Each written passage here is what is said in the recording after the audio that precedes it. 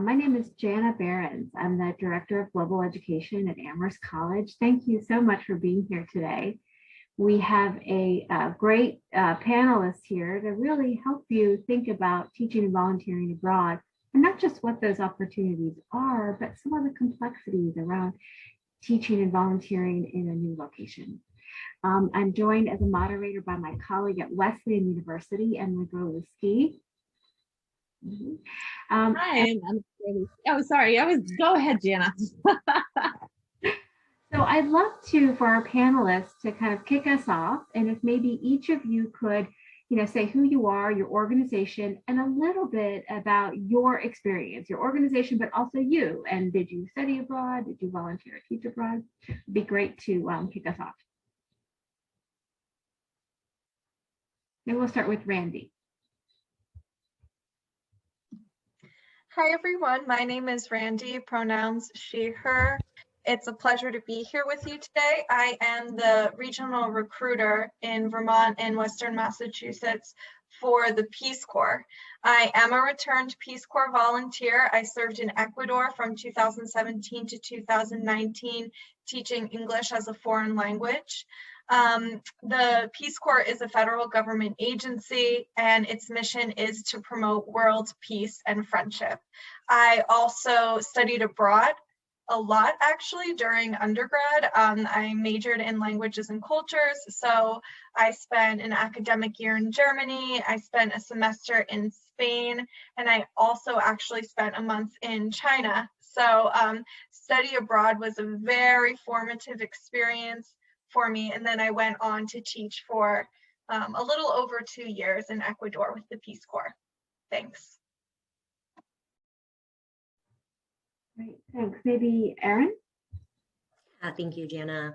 My name is Erin Glazer. I know it says Mission Culturelle here. I'm on our embassy work Zoom, but I work for the French embassy here in Washington, D.C., and I am the program manager for the teaching assistant program in France, which is just the sort of brand name for the American cohort of the greater Programme des Assistants de Langue. So it's a language assistant program that is a joint initiative of the French Ministry of Education and the French Ministry of Foreign Affairs. So what our program is there are about 4,500 positions every year for language assistants from, I think, 64 different partner countries, of which the US is obviously one of those partner countries. We actually represent the largest country cohort. We typically are allocated between 12 and 1,500 teaching assistant positions, specifically for American English language assistant positions in France every year. Our contracts run from October 1st of any given program year to April 30th. And I myself, to give a little bit of background, I actually was a teaching assistant in France in the 2016-17 and 2017-18 school years. So like Randy, also rather recently returned, though time is speeding by. And I also did study abroad as well in undergrad. I spent, I believe, 5 or 6 months in Grenoble. I was a French major, so I'm very much in my niche. It's a little bit about us. Thank you. Great. I'll go ahead and go next, I think. So hello, everyone. My name is Stephen, and I am the director of CIEE Teach Abroad and TEFL programs.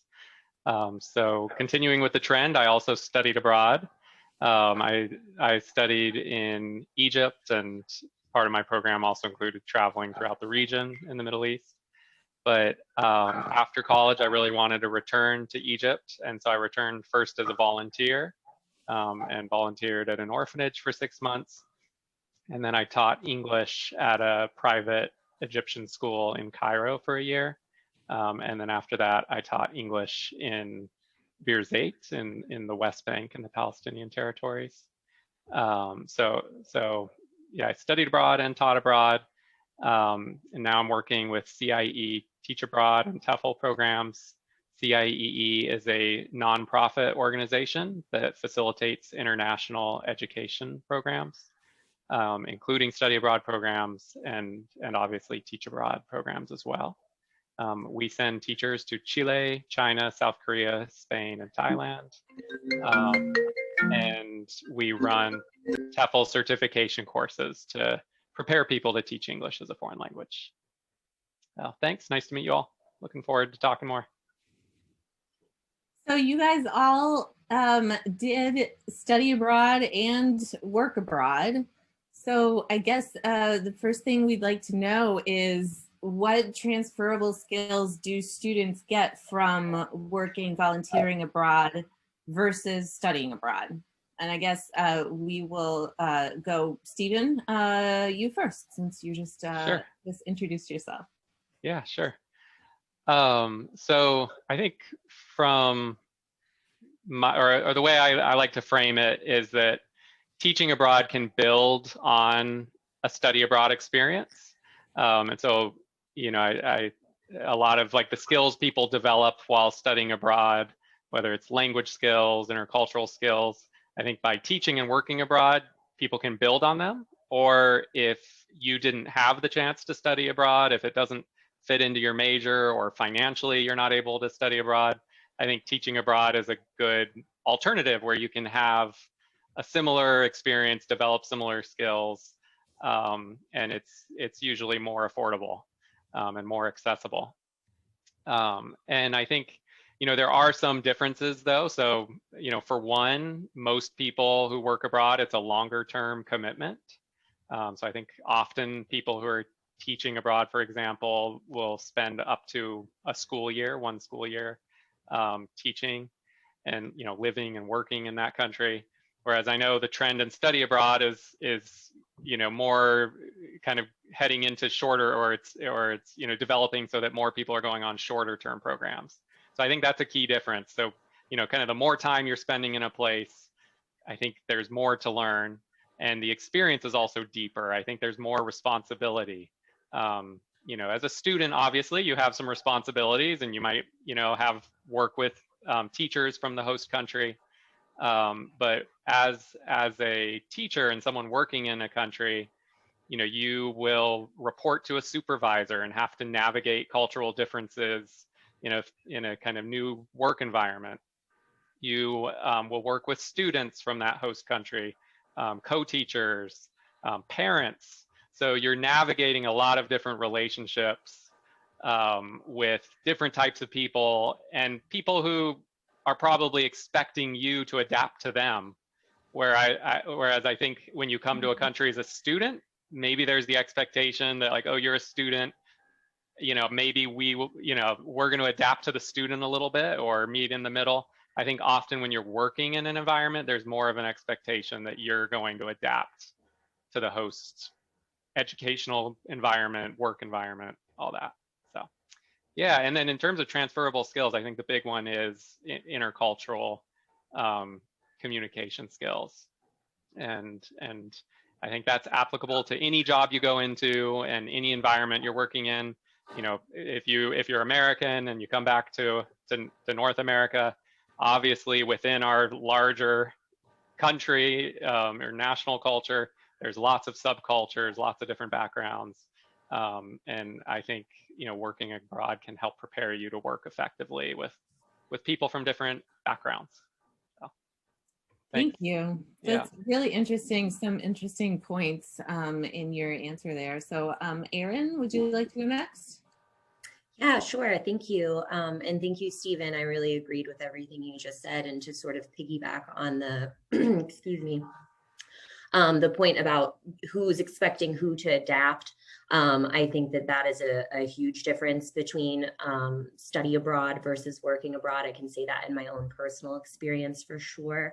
I think when you study abroad, it can actually, depending on the kind of program you're doing, and if also more importantly, if you're going with other people from your universities, you can actually have a more insular experience than you are sort of forced to have, regardless of whether you'd like to or not when you work abroad, right? So you might stay with your same friend group or your same peer group speaking the same language all the time. You kind of have that option with study abroad to insulate yourself a bit more. And obviously study abroad is a wonderful tool for cross-cultural exchange and growth, but just because of the sort of the way it's set up, I think that can sort of be a trap, if I may say it that way, that some students can fall into. Whereas working abroad, like Stephen was just saying, you're paid, first of all, you're being paid to be there. If we're talking about a position with our language assistants, we very much are talking about a salaried position.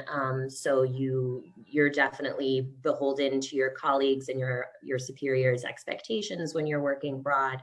And you're more responsible for sort of getting outside of your comfort zone, right? In order to be effective in your teaching role. So I think that's really a stark difference for me. And I think in terms of transferable skills, obviously intercultural is a huge skill that gets built during those kinds of experiences. But I would also even get more zero in and say just interpersonal skills in general. Not only are you going to be talking across cultures, but just by virtue of working in any new environment, you're going to be navigating people with very different personalities than you, very different ways of communicating that might cause friction or don't really seem as natural or intuitive for you. And I think working abroad especially sort of forces you to get flexible, forces you to get flexible and very adaptable. And I think that is such a transferable skill moving forward, just in terms of having healthy working relationships with your coworkers, with partners, etc.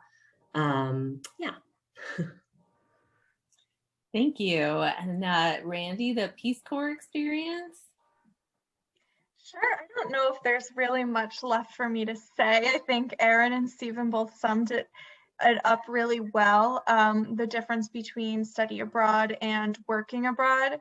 I think I can speak a little bit to specifically a Peace Corps experience, because Peace Corps is actually a 27-month commitment. 27 months does look impressive, and it gives you lots of time to really integrate into the community that you're serving. Peace Corps volunteers are expected, it's their responsibility to integrate into the community, learn the local language, function in that local language as a professional. Oftentimes they also live with host families, so there is a lot of linguistic and cultural knowledge to be gained from that experience. One other point too that I would like to make is that, I was an English education volunteer, and many volunteers, Peace Corps, they teach English. However, there's a lot of project management involved in being a Peace Corps volunteer as well, whether it's managing an extracurricular English course, whether it's managing a training of teachers and you're bringing teachers together from all over the province to complete workshops, or many volunteers actually manage other projects, which are called secondary projects. And these are projects that are outside of the realm of the primary work that they're doing. So for example, I managed several youth development projects during my time in Ecuador with the Peace Corps. So this not only gave me project management experience, but it also allowed me to gain skills and new experiences in a whole other professional field beyond just the English classroom in youth development and empowerment. So those are benefits and experiences that definitely I didn't have during my study abroad experiences. Thank you all. I wonder if you could share a little bit about, actually, Randy, you kind of touched on this given the length of the Peace Corps experience, but I wonder if you could talk a little bit about what distinguishes your organization from other teaching opportunities or volunteer opportunities away.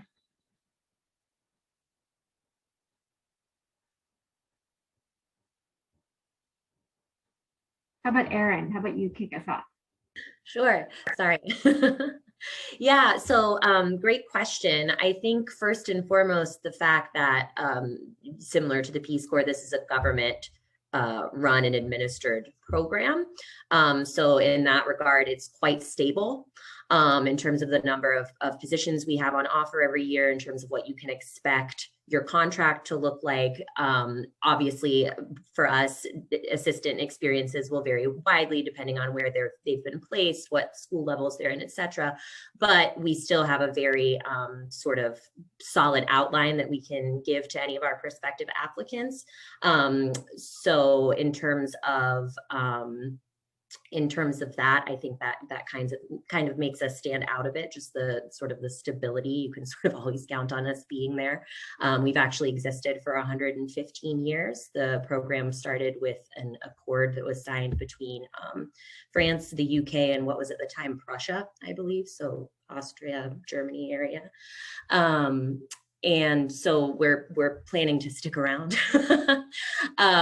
Additionally, I would say that this is the language assistant is sort of built into the French school system's curriculum, especially at the secondary level, because we've had assistant presence at the middle and high school level for a lot longer than primary. But the teachers in France, oftentimes at that level, are actually going to have been trained to utilize a language assistant in their classroom. So it's not a thing of where you're coming into this community that's maybe never experienced a language assistant before, or doesn't really have any kind of frame of reference. They're very much going to be there for you to be able to sort of acclimate you to classroom culture, what their expectations are. And I think that we do a good job of making clear what those expectations will be, so that the assistant can sort of integrate and become part of their school's community as quickly as possible. So that's my bit. Thank you.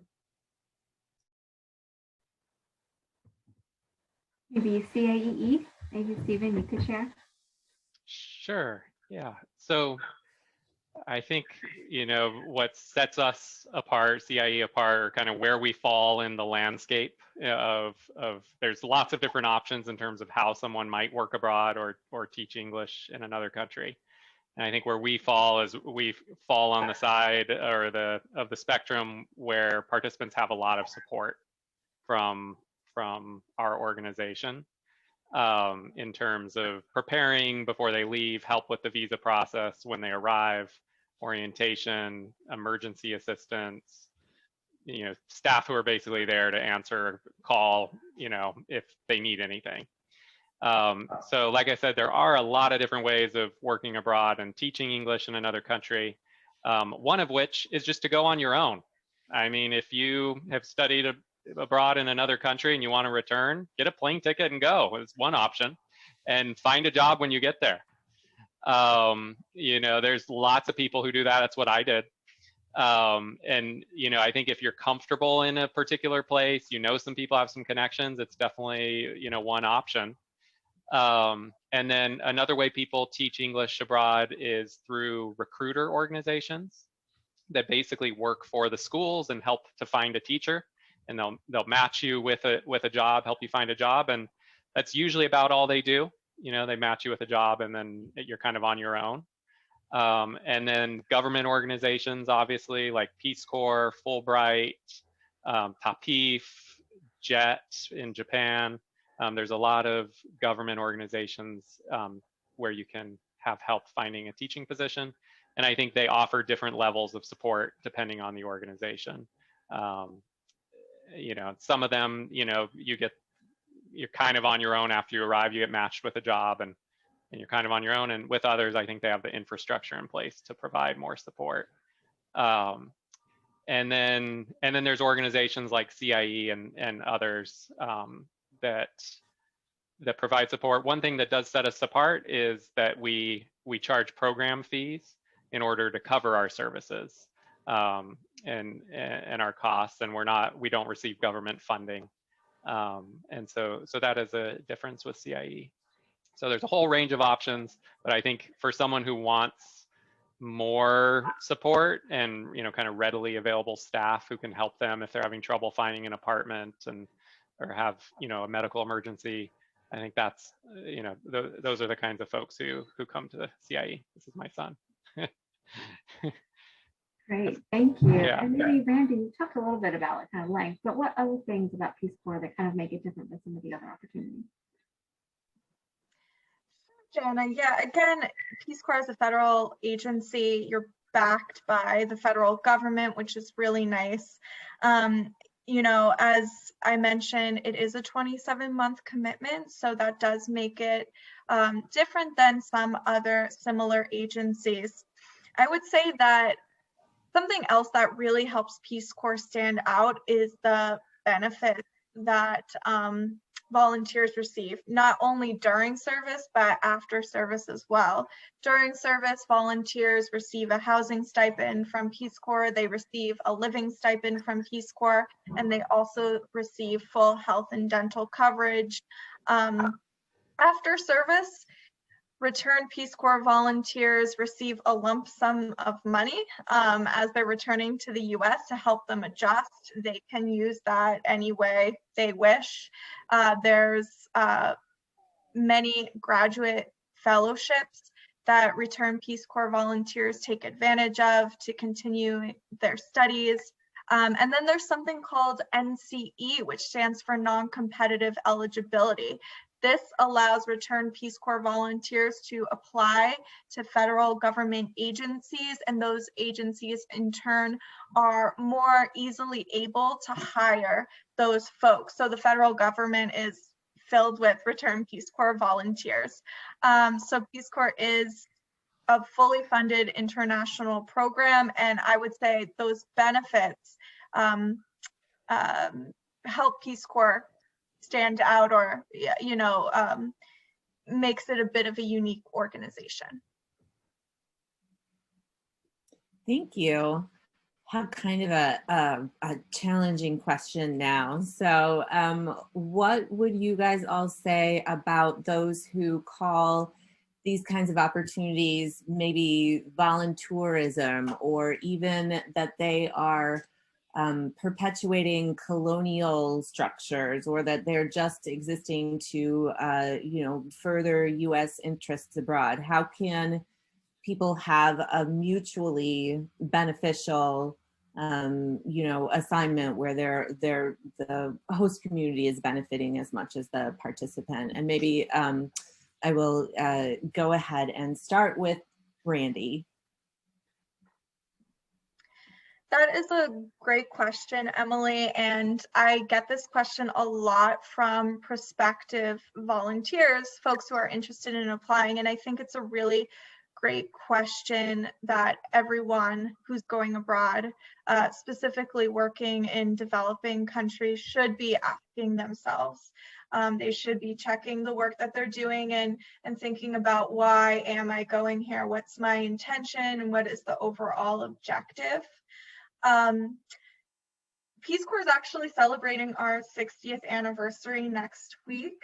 It was started back in 1961 by President JFK, and the mission back then was to promote world peace and friendship, and that is the mission today, which I think is really unique, that over 60 years, we've never had to change or modify the mission of the agency. So folks are trained and they are responsible for working on certain projects throughout their volunteer service. And these projects are, they're actually dictated by the government of that country. So we have agreement with the government, and they set up requirements, projects, responsibilities that they want the volunteers to be working on. I think that's a really important point to make. Also, the second and third goal of volunteers is to integrate into the community, to share their personal perspective as a US citizen with the communities that they serve, and then also be able to share their cultural and linguistic knowledge of that community or country back home with others. So goals 2 and 3 are very much a cultural exchange, an exchange of ideas, an exchange of perspectives. And I always tell folks that Peace Corps is really all about the relationships you make and build and foster along the way, and then last maybe for a lifetime. And Yeah, that would be my response. Volunteers are not there to tell people what to do. They're not there to change anything. They're there to work with their coworkers, to collaborate with them, and be sort of an extra resource for the community. But by no means are they telling them what they should be doing. Thank you. That's a really, it's very fascinating answer. And I wonder if, Erin, do you get this question also a lot when you're when you have people applying? We actually don't get this question that often. However, I think that this is an excellent question that needs to be asked and discussed. And I would agree wholeheartedly with Randy that anybody that is ever looking to work abroad, whether it be for one of our 3 organizations or another, should really be checking their motivations for doing so. What are their intentions? What place are they coming from when they're looking to work abroad, and in what kind of a sector? So that first and foremost. With that being said, like I said, we do not get this question that often. And I think that is simply because this is the French government actually seeking people to come teach in their country. And this is, as I said before, something that's literally built into the French school curriculum. So it's very much we have bilateral accords, in fact, with the French government, each partner country. So it's very much something where the French government is soliciting other people to come in, instead of the other way around, which potentially could set up room for more of those kinds of questions. But just to speak a little bit about the bilateral accords, there's also a secondary program that I manage that is just the inverse. It's called the French Teaching Interns Program. It's much smaller and it's not really relevant to you guys, which is why I didn't mention it earlier. But there is also a smaller cohort every year of French young professionals, we'll say, recently out of undergrad most of the time, who will also go and teach in different partner countries. In the US, obviously, they're teaching English, and for us, they're teaching in bilingual and immersion schools. But that, again, also, those schools have that sort of built into their curriculum. They come to us, or we reach out to them and let them know we have this opportunity for a native speaker presence, which is really the goal of the program. It's a youth mobility program, yes. It's a young professional development program, but the value that you're bringing as an assistant to the program is this native speaker presence, this inherent knowledge of both your mother tongue and your mother culture. So in that way, I think just sort of the way our program is set up, we don't get that question as much. Speaking though, I know I'm kind of getting a little bit away from your original question, Emily, but I did see somebody had a question about which of these opportunities are open to non-US citizens who are studying in the US. And to sort of go back to those bilateral accords, I just wanted to mention for our program, like I said, TAPIF is just the brand name of the American cohort of the Greater Assistant de Langue program. It doesn't actually exist by itself. So if you are an international student on this call, you don't have US citizenship or residency, just check and see on France Education International's website if your home country is a partner country of the program, and you would be eligible to apply through your own home country's program. I just wanted to get that in there while I have the floor. Thank you. That's really good to know. Thank you. Yeah, I actually was not aware of that. So see, you even learn something when you're the moderator. So thanks so much for that. And Stephen, what are your personal perspectives on this and or CIEEs? Yeah. So this is a question I guess we get occasionally, but not too often, but it's something we definitely think about as staff, because I think, sending people to teach English in another country just inherently raises that question, because there is a reason why English is now the, lingua franca. Used to be French, but there's a reason why it's English, why it's sort of the international language these days. And part of that history is colonialism. And so I think it inherently raises the question. But I do think the dynamic that Erin mentioned, and Randy as well, is important, is kind of like where is, sort of the the request initiate or the project, where is it being initiated? And I do think, you know, because English is the international language and it's valuable in many countries for students to learn English for their career and academic opportunities. You know, a lot of parents and schools and host governments, they want, you know, the students to learn English because it opens up opportunities for them. And so, you know, there are a lot of places where, you know, schools or governments are inviting native speakers of English to come and teach English. And those are the types of partners that we work with. You know, really we're responding to a request, whether it's from, you know, a government in Spain or in South Korea or elsewhere, to help meet their need for native English speakers who can help their students develop English proficiency. So I do think that's important. I do think also to build on that, the duration of the experience, which we've mentioned before, I think that's also important. There are opportunities to teach English for 2 weeks in Thailand. I mean, I don't know what you're doing in 2 weeks. Like, what are you really accomplishing? I would be skeptical of a program, you know, that's set up like that for 2 weeks. But because I think that's going to be geared more towards serving the English teacher, and rather than the students. And it could be harmful to the students to have teachers just cycling through for 2 weeks or 3 weeks. So I do think also the duration of the program, you know, might indicate to you kind of how serious it is and who's it serving really. And I think, you know, a longer duration program where it's initiated by the host government or host school, I think, you know, more likely that's going to be kind of a more ethical arrangement. So. Great, thank you. And in fact, that is an excellent segue. In fact, you've answered the next question. Okay. Which is how do you partner? How do you choose? And that really kind of builds on the question that Emily asked about, you know, avoiding kind of voluntourism, and is that possible? But how do you choose schools or local communities to partner when you're going to be sending teachers? Maybe. So I think I basically answered it. For our organization, you know, we're responding to requests from our partners who need teachers to help teach our students and improve their English proficiency.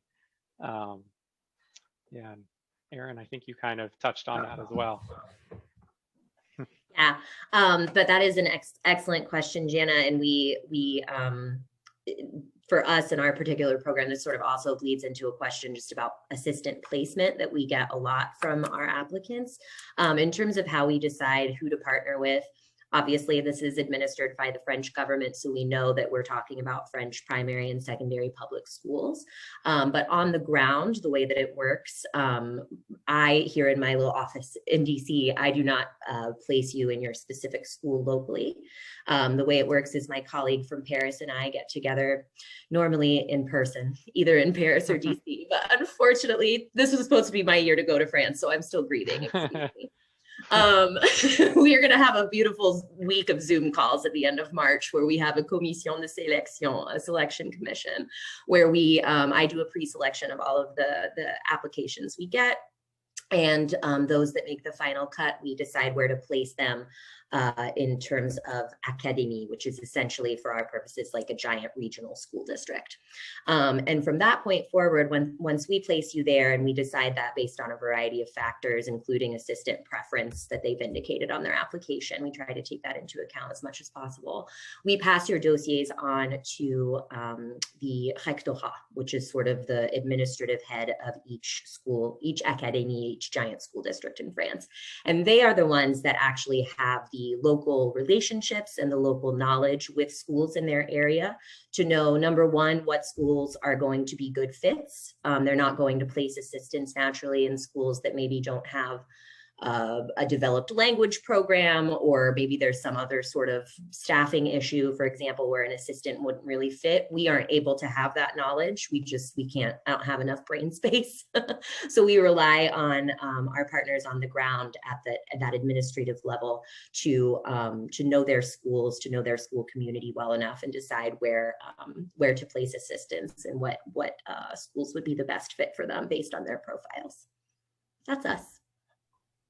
Thank you. And Peace Corps are a little more complex, I think, given the size and all the many locations that volunteers are going. But what are your thoughts on that question?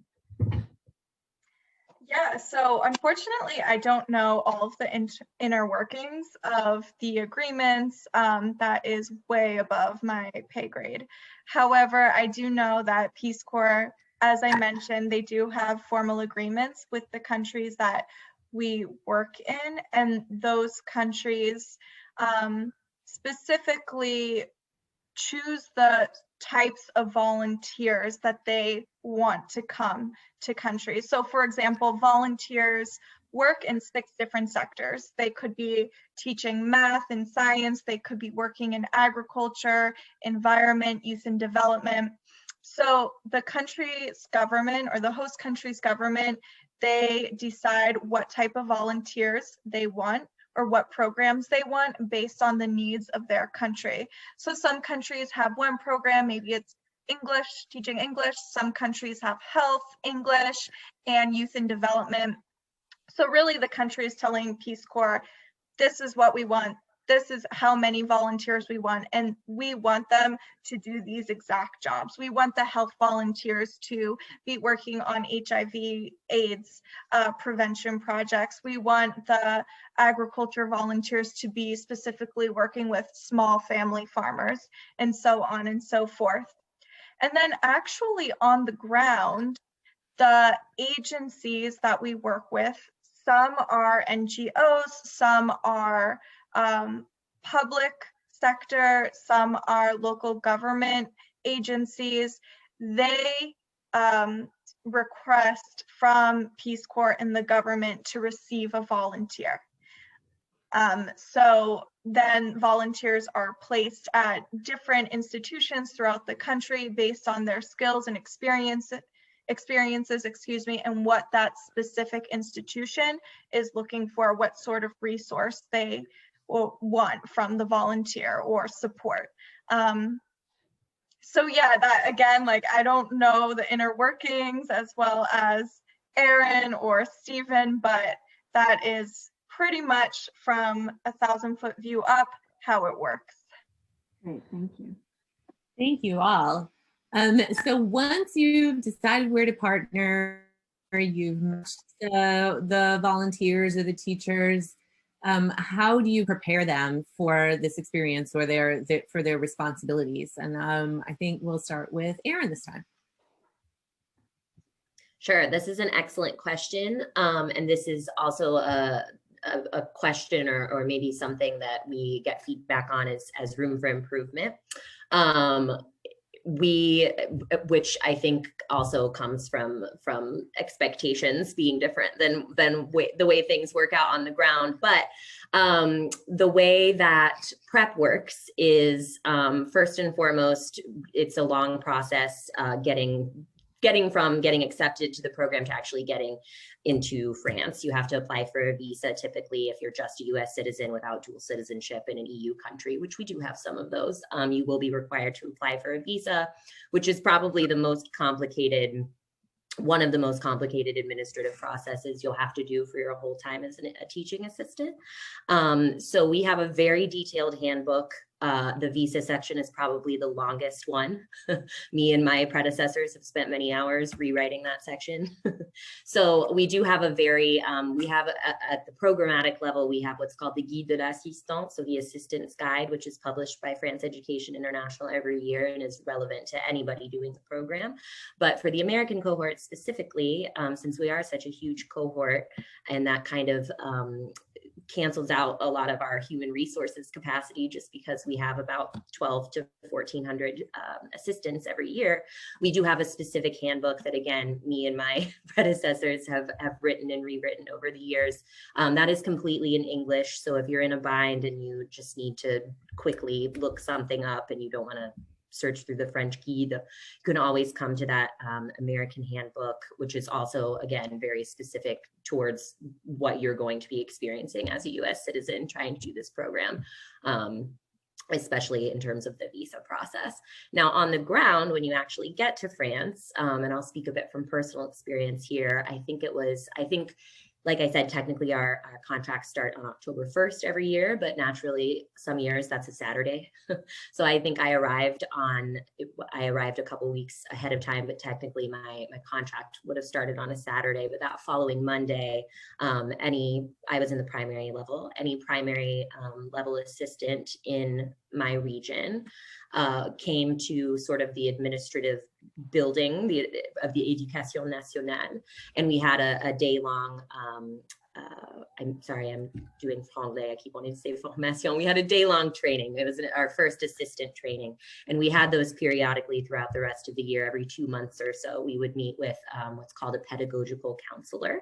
The person you meet with depends on your level. Some are pedagogical counselors, some are going to be actual reference teachers from your school, but everybody gets an orientation regardless of what level they're in, shortly after their arrival in France. So shortly after that October 1st start date. It'll vary from region to region when that happens from you, but certainly within the first week or two of your contract. And then after that, you'll typically do about a 2-week observation period with your school or schools. For us, you can be placed in up to 3 schools. On average, most people are just placed in 2. The bulk of assistants are placed in 2 schools. Some are only in 1. But regardless of your situation, you'll spend some time those first couple of weeks just observing, sort of getting the feel for your classes, getting the feel for what your professors are looking for, discussing sort of lesson plans and themes with them as the year moves on. And you'll be working with multiple teachers, pretty much in all cases. So you'll be it's kind of nice in that respect because you will be getting sort of firsthand experience and sort of this transfer of knowledge from your teachers who might have different teaching styles. So it kind of gives you a chance to witness all of that. So there is quite a lot of, at the beginning, especially when you're arriving in France, there's quite a bit of training that happens, or at least, integration support. As the year moves on, however, we do expect our assistants to be quite autonomous naturally within their schools. They have a network of colleagues, but in terms of administrative, housing, etc., you are expected, and we're transparent about that you are responsible for finding that on your own. Of course, we give you tips. A lot of times schools will offer housing if they have it on site to their assistants, or they'll at least be there to help you locally.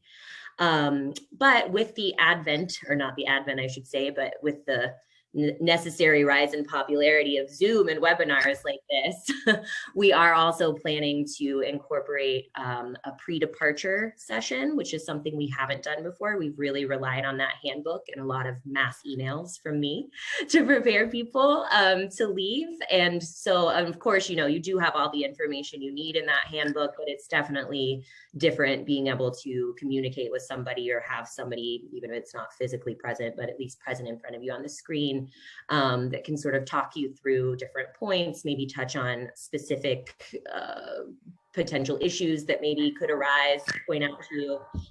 So that's something I'm in the process of right now, is revamping our support materials, and we are planning to implement a sort of pre-departure session probably in August of this year for the upcoming cohort.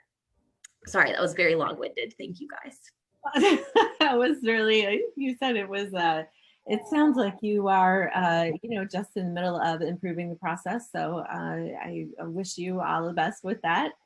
And Stephen, how does CIEE orient or prepare its teachers? Sure, yeah, so one way we prepare teachers is through our TEFL certification courses. TEFL stands for Teaching English as a Foreign Language. So some locations, our partner government or the host schools require TEFL certification, in which case we include it in the program. It's a 3-month course that teachers complete before they travel and start their teaching commitments.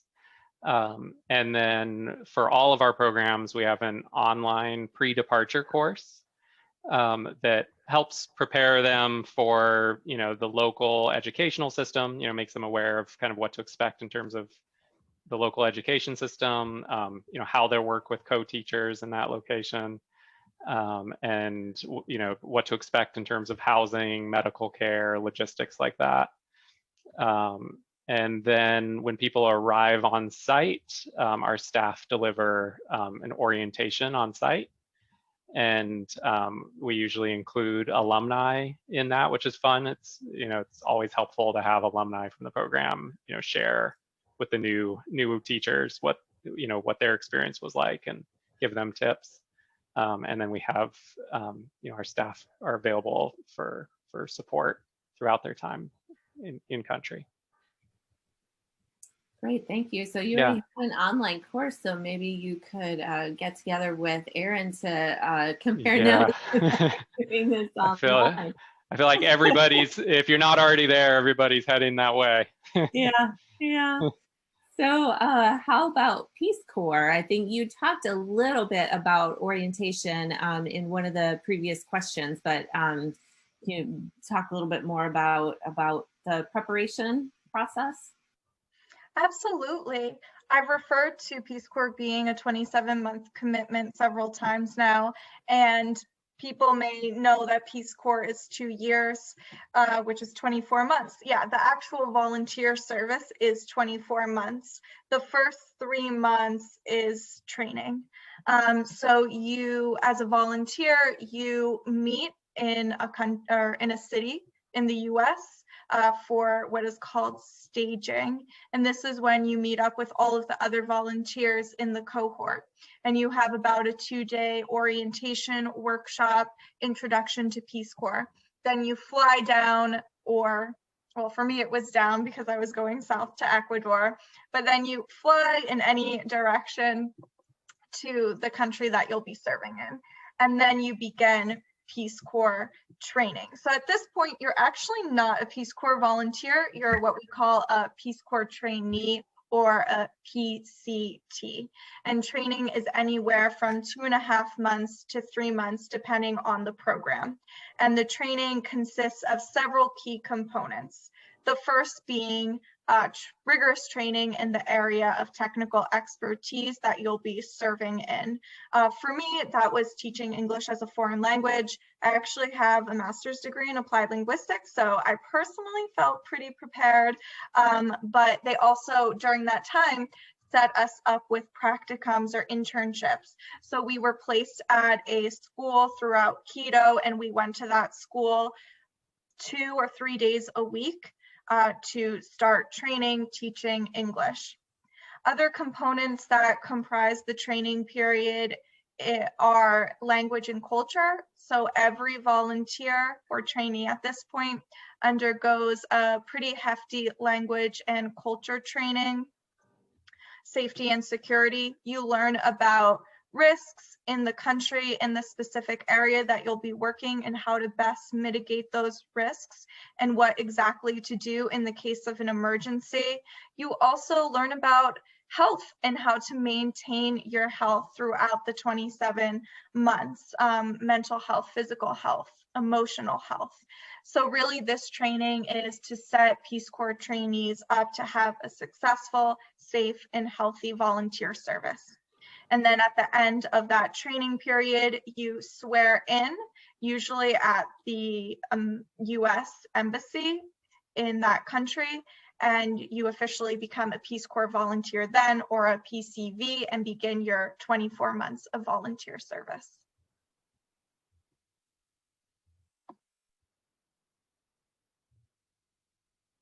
Great, thank you so much. We'd love to hear what our attendees have, what questions they have.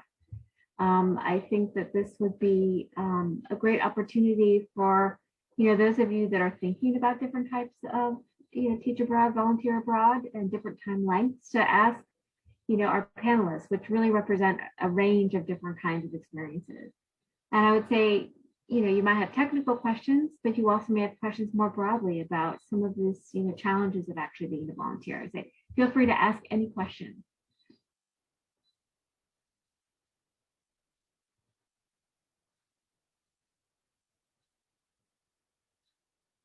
You could either take yourself off mute, you can pop them in the chat.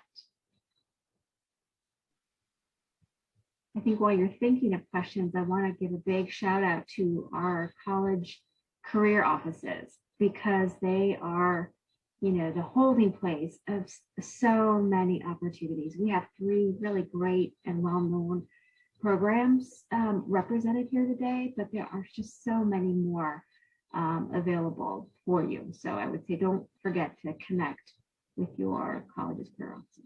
So we do have a question here for Erin. Is it possible to do, is there an extension possible with this? This is an excellent question. Thank you for posing it, because we get this all the time and there's always confusion. So let me set the record straight. You are allowed to do this program up to 2 years. You can do those consecutively, or you can take a pause in between. I personally did mine consecutively, but I know plenty of people that have gone back and forth. After that 2 years is up, or those 2 contracts are done, you no longer are eligible to do the program at the programmatic level. Now, this is where the confusion can sometimes arise. So, and I know lots of people will say, I heard this from this assistant, and how was this able to happen? The only exception to that rule that I just said is if you are already living in France under a separate visa that gives you work authorization to work at least 12 hours a week. So what we're talking about here, a good example would be somebody who's living in France under a student visa, who was a US assistant in the past. A student visa in France gives you, I believe, 20 hours of up to 20 hours of work per week authorization. You could be then hired at the local level, so not by the embassy. Technically, the embassy and France Education International anyways, we're not technically your employers. That is your rectorat, your local school district. They're responsible for all salary dispersal, any kind of dispute or conflict that might come up, etc. So they are able to hire what they call recrutés locaux, so local recruits on the ground, if they can find people that have that profile. So if you're already there, for example, working as a student, and you have enough time to make that work with your schedule, you could very well reach out to them locally, and they might hire you if you're qualified. But beyond those 2 years at the programmatic level, we can't accept a third petition for candidacy.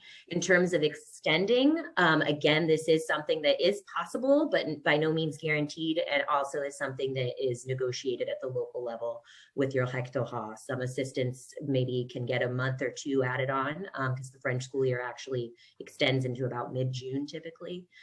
So there are about 2 months left in the school year when the assistant contracts expire, and some school districts will have the funding or the need to be able to offer those extensions, but some won't. It really just depends.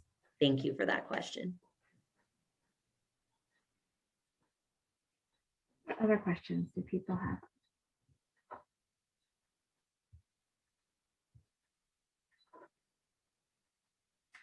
Well, it might be that we have 5 minutes that you have to yourself, because we've had some just really great content and some good questions, and thank you to the participants, and really thank you to our panelists. It is so wonderful to have you here to talk about your programs and your personal experiences. I think extended periods abroad come with complexity, and you've really done, I think, a great job at representing how you navigate that and how your organizations help participants navigate that. So thank you so much. And to the participants, this again is going to be recorded. It'll be posted on the SCED platform, and there are other organizations that do have their information posted. So please check it out in the exhibitor page and also on the schedule itself. So thank you, everybody.